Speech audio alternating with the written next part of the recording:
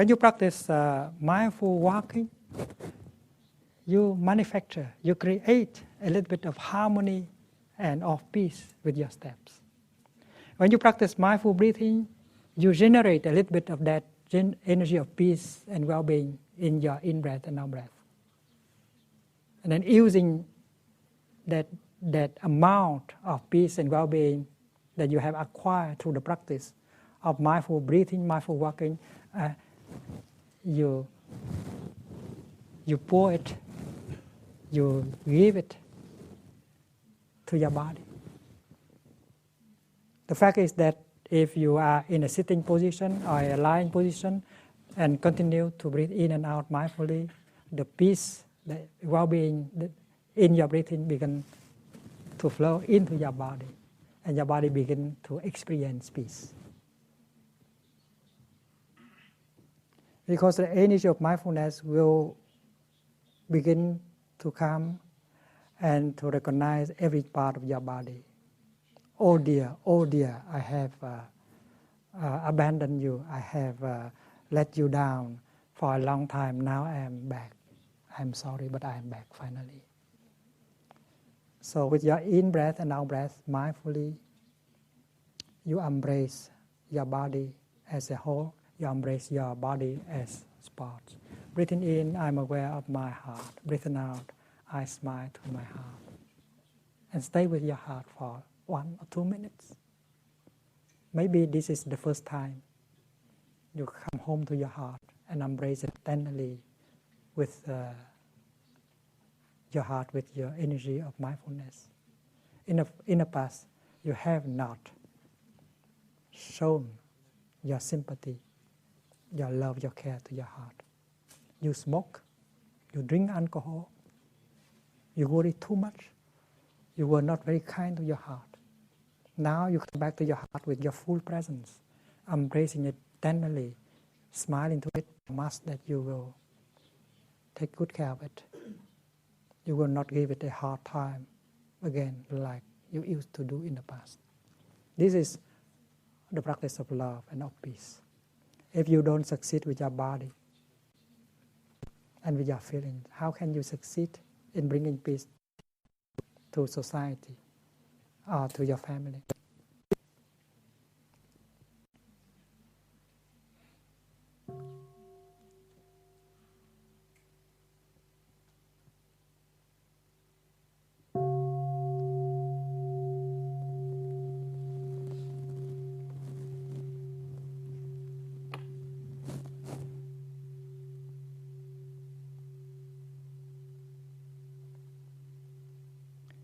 Going back to our territory and to take care of it, to restore peace is our practice. But our society is organized in such a way that encourages us to do the opposite.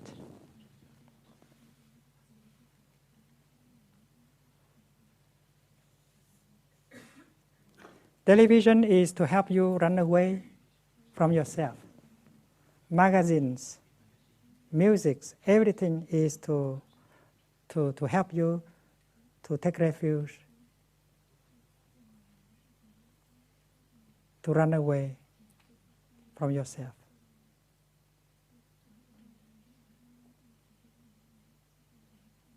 Every time you have 10 or 15 minutes, and if you don't have anything to do, you have to look for something to do. Turn on the television, pick up a magazine, listen to music. You don't really want to go back to yourself. You are afraid. Because you know that going back there, you encounter the war within. There's a lot of pain, of sorrow, of fear, of despair within. You don't want to go back to your kingdom. You have been running away from your kingdom. And the Buddhist practice help you to go back to your kingdom without fear. If you know how to equip yourself with the energy of mindfulness, if you know how to make use of the collective energy of mindfulness of your sangha, and then you can go home to yourself without fear. And that is why the Buddhist practice of meditation needs the sangha. Alone you can do, but very difficult. Because maybe the energy of mindfulness that you generate is still too weak for you to be able to go home and embrace. You may be overwhelmed by the energy of pain and of despair in yourself. That is why with that amount of energy of mindfulness, and with the energy of mindfulness given to you by the sangha, you'll be able to go home and not and to make peace with your body, your feelings, by learning how to embrace them. Embrace your body, embrace your feelings and your perceptions. Sorry, I have been neglecting you. Now I'm home. I will take good care of you.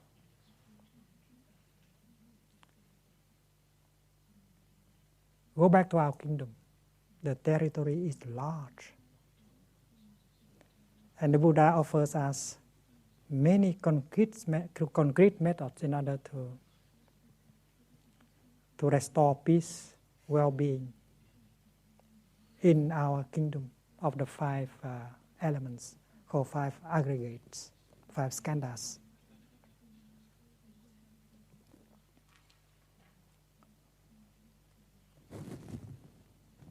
The energy of mindfulness has several functions.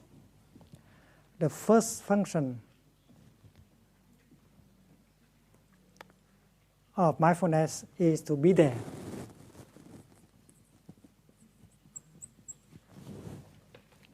For yourself, for your body, for your feelings.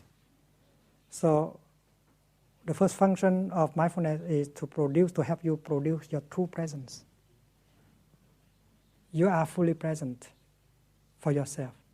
And you can generate the energy of mindfulness by the practice of mindful breathing, mindful walking. Mindful breathing, mindful walking is the basic practice in Plum Village. So if you are a new comer, come to Plum Village for the first time, be aware that using your time in order to practice mindful breathing, mindful walking is very important. Without doing that, you cannot calm your body, you cannot calm your feelings, and nothing can come out if you are not capable of calming your body and your feelings. You cannot negotiate peace. You cannot reconcile. Because there is no peace, no well-being within your body and your feelings. So be there. Be there for yourself, for your body, for your feelings, etc. And second, recognize what is there. Recognize what is there.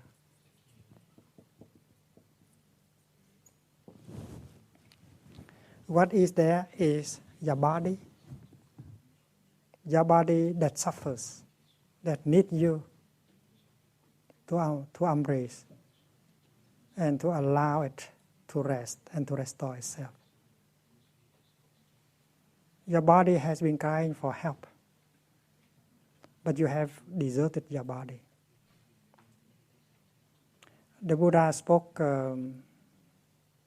many times about how to go back to the body and to allow our body a chance in order to calm, to rest, and to restore itself.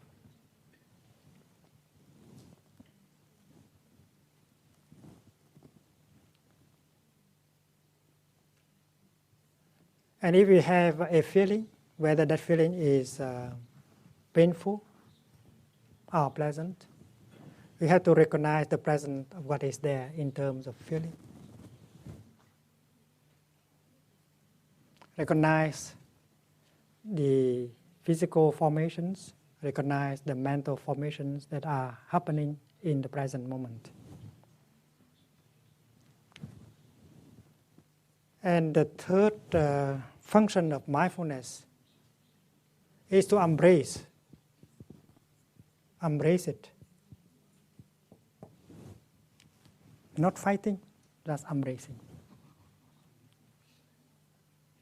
Because you are the pain within yourself. And you are the energy of mindfulness that embracing your pain. Both are you. So there is no use fighting. That is very special of Buddhist, of the Buddhist teaching and practice. To meditate does not to fight, but just to recognize and embrace what is there. What is there might be your pain, your suffering, in the realm of the body and of feeling. Embrace it. Embrace it with the energy of mindfulness, of course.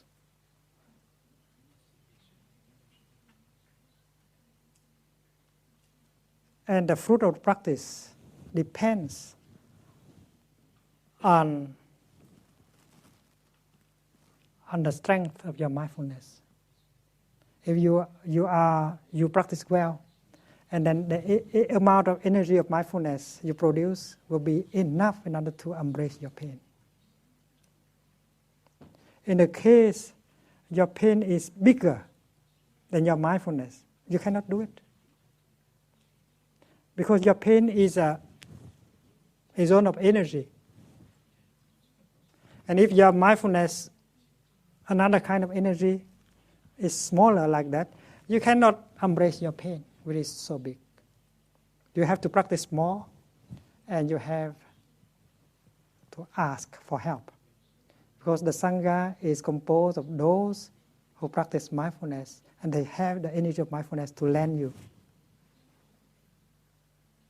So that is why this morning, this afternoon during walking meditation, I recommended that you allow the sangha to embrace your pain. Because the collective energy is there.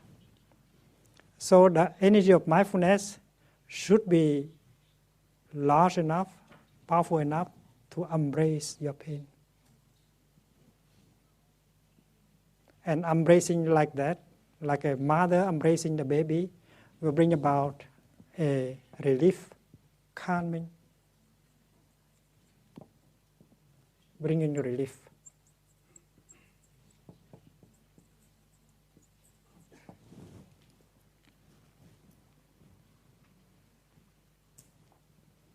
This practice is so crucial. It's not so difficult.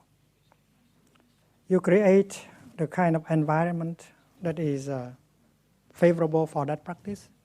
You need brothers and sisters who know the practice that can help you to enter into the practice. And 3, 5, 6 days of practice will help you to calm down and body and feelings and everything. And you begin to practice looking deeply.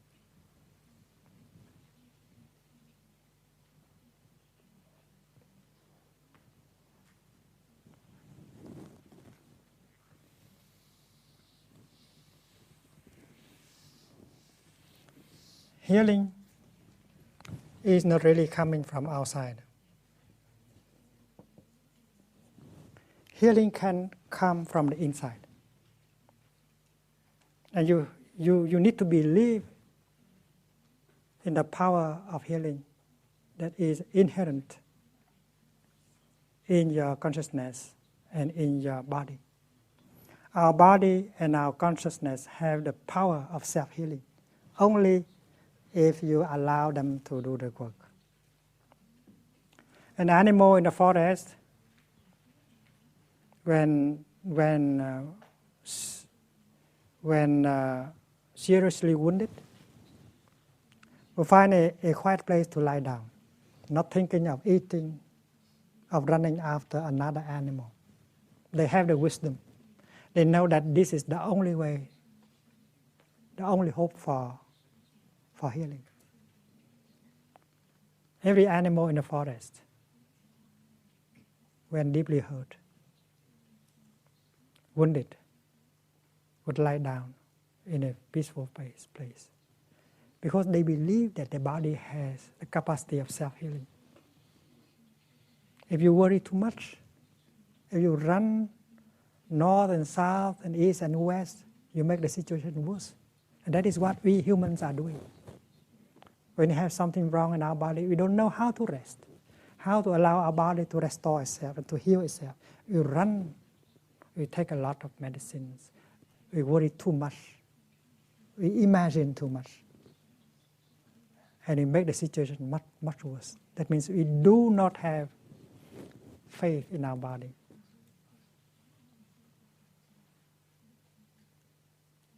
There are those of us who have cancer, but who believe in the capacity of self-healing, have been able to heal and live 10 years more, 20 years more. And that is what to believe in the capacity of your body to heal itself is very important. If you bring a lot of worries and fear into it, if you intervene so much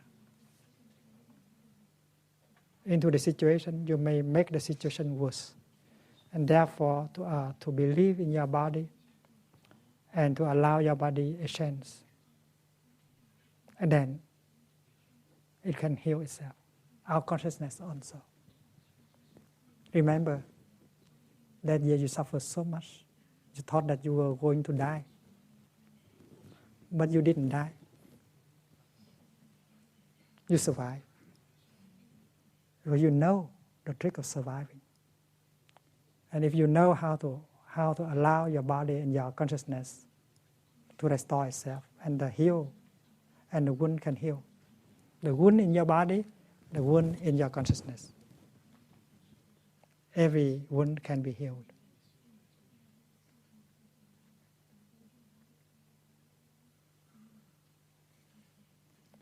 And that is why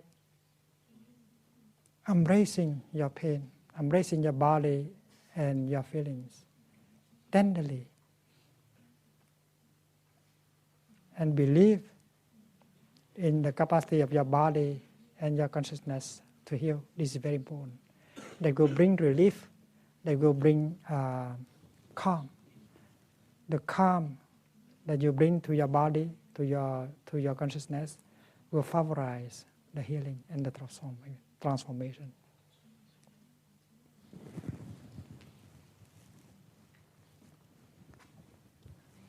The next function of mindfulness is to look deeply. Look deeply. Look deeply into what? Look deeply into your body. Look deeply into your feelings, your perceptions, etc. To identify the roots of your pain and your suffering.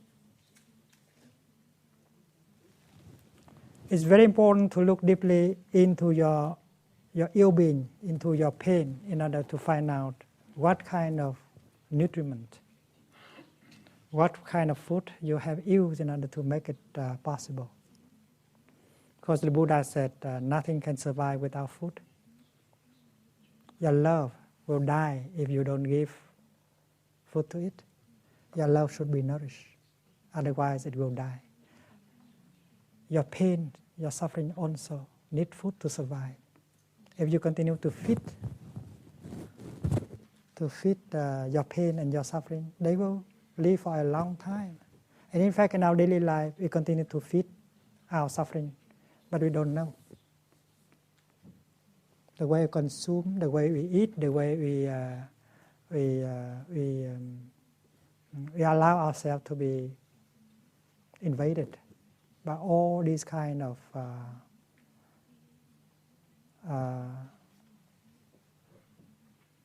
toxic elements. Continue to feed our despair, our anger, our violence. And that is why looking deeply into the nature of our anger, our despair, our pain will help us recognize the kind of daily food that we use to feed them. And when we identify them, we just cut that source of nutriment and they will die in 3 weeks, 1 month, or 2 months, because nothing can survive without food. Your depression, your despair, your cancer, all of them need food to survive. So looking deeply in order to find out the nature of your ill-being, to find out the roots of your ill-being, to find out the causes of your ill-being in terms of consumption. And practicing mindful consumption is the way out.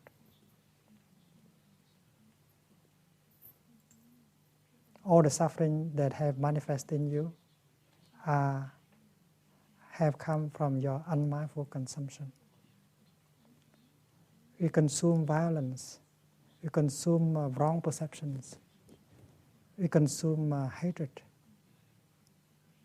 you consume a lot of toxins into our body. We have brought them into our body, in our consciousness. And that is why to wake up and to know what to consume and what not to consume is our practice. And this is possible only with the practice of looking deeply. Looking deeply belongs to the Buddhist practice of meditation. Looking deeply needs concentration. And when you look deeply, you get the insight. The insight will tell you the path leading to the cessation of the suffering. And this is applied to the case of the individual, and this is also applied to the case of a group of people, a nation. Understand the nature of suffering, understand why suffering has come, and suddenly the path will be apparent to you. And inside here is the path. And insight brings about liberation, or the cessation of suffering.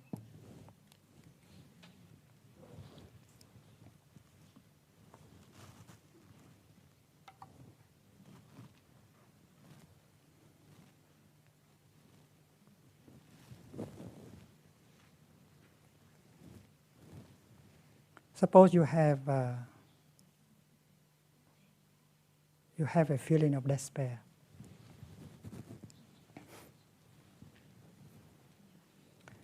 What you might like to do is to go back to your in-breath. And you breathe in mindfully. Breathing in, I know that a feeling of this despair is in me. Breathing out, I am embracing the feeling of despair in me. That means to be present, to be there for your mental formation.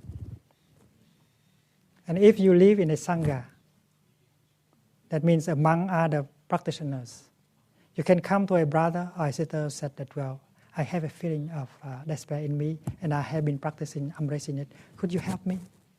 Could you sit close to me and practice mindful breathing with me? And then your brother, your sister will sit close to you and say, don't worry, I will support you. And both of you practice mindful breathing and embrace that feeling of despair. And if you need, you can have 2 or 3 friends sitting with you. And that collective energy will be strong enough for you to embrace your despair.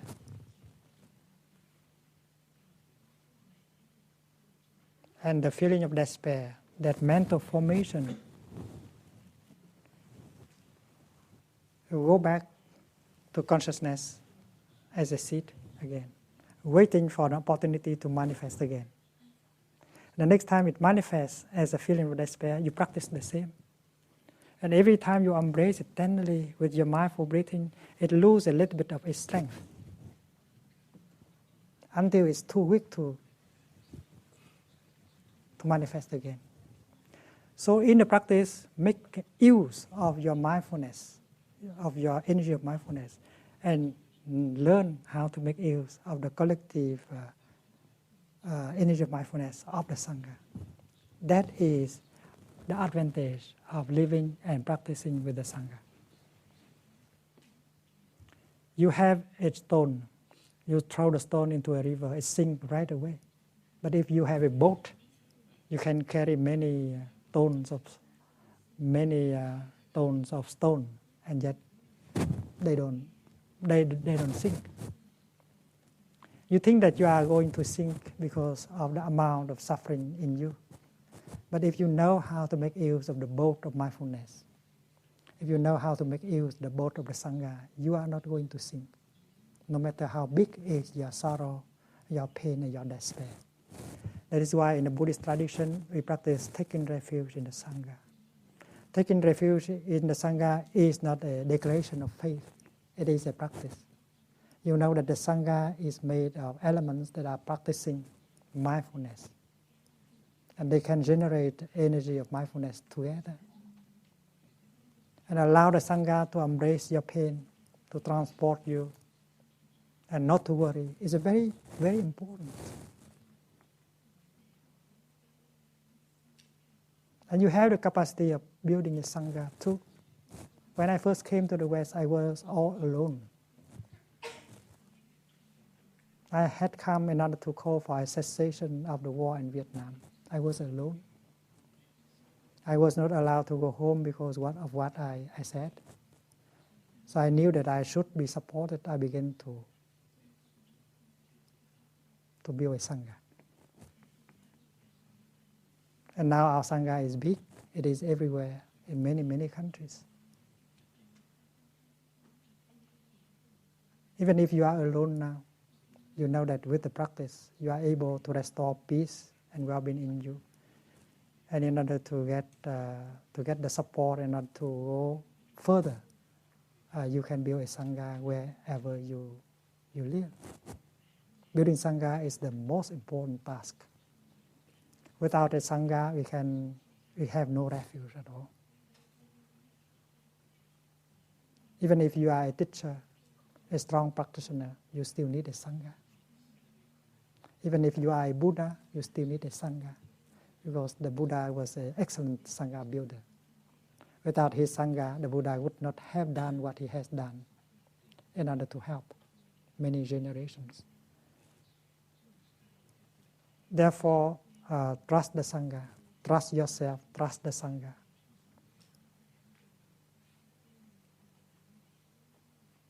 One person is a lot.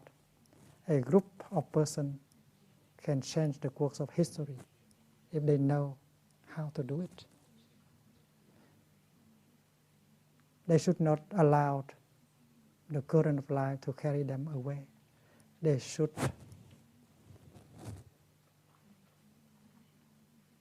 come back to themselves, restore, reclaim their sovereignty in order to be able to reverse the course of history. Mahatma Gandhi was just one person. But because of his practice, he was able to build a sangha and to perform what we believe to be a miracle. We can do the same. But we should always remember that peace and well-being begins always with yourself. And you know exactly what to do with yourself. Go back to yourself. Take good care of yourself. And the methods prescribed are very, very concrete. Learn the methods from the Sangha. Have faith in the practice. And then 3 days, 1 week, 2 weeks, you feel the peace, you feel the well-being that you need in order to go further. It's wonderful to have an opportunity to come together as a Sangha for practicing 3 months together.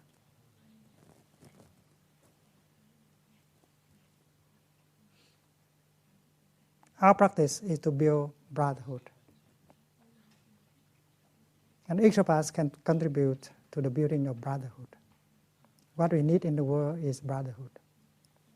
And the brotherhood as seen in the sangha will be the hope for the world. If we fail to build brotherhood within our sangha, there can be no hope at all. And as I have said, every speech, every word, every look, every gesture of our daily life should have the function of building brotherhood. And brotherhood is built from yourself. Brotherhood begins with me. Brotherhood, sisterhood begins with me. And I can do that with my way of looking, with my way of smiling. I should know how to look at me with compassion. I should learn how to smile to myself, even to my weakness. I should learn how to treat my body and my feeling with tenderness and compassion. And if I am able to do that, sure I can treat my brother and my sister in the same way, with compassion and tenderness. This afternoon before walking meditation, I reminded the Sangha that we should not practice as a drop of water. We should practice as a river. And if we know how to become a river, and then we will we will overcome a lot of difficulties and suffering. We know how to abandon a small individual liking in order to embrace the liking of the Sangha.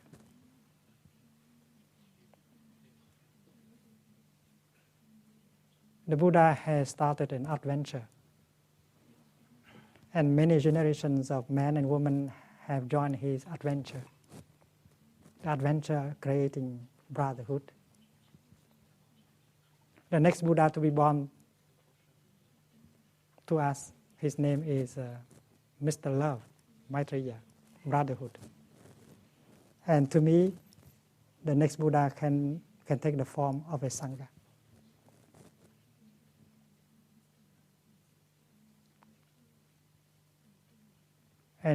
And when we join the Sangha, we are determined to abandon the old way, the way of seeking individual happiness. Individualism is the characteristic of our civilization. And it has created so much suffering. Learn to live as a Sangha, looking at the Sangha as your body. Surrender yourself to the Sangha and take the joy and happiness of the Sangha to be your joy and happiness. You'll be free from most of your suffering. And we'll be able to flow to the ocean as a river. We are sure to arrive at the ocean. But if we keep being a drop of water, we have no hope of arriving at the ocean. We will evaporate before that. Therefore, learning to be a river, trusting the Sangha, is very important. The hope, our hope lies in the Sangha. I do not mean a Buddhist Sangha Tukul. A group of people living according to the spirit of brotherhood, giving up their individualism, taking the vow of brotherhood, of loving kindness, of peace. Happiness will be ours. And when we have the peace, the happiness, the brotherhood, we have something to share with society. And that is what we can offer to society. Our peace, our brotherhood, our compassion, generated by our way of life, our practice. If we are to talk to each other, the most meaningful thing to talk about is how to build more brotherhood. How to restore communication so that brotherhood can be built. How to abandon our wrong perceptions, our prejudices, our ideas, in order for communication to be restored, true communication to be restored. And if communication can be restored, everything is possible, including brotherhood, including peace and reconciliation.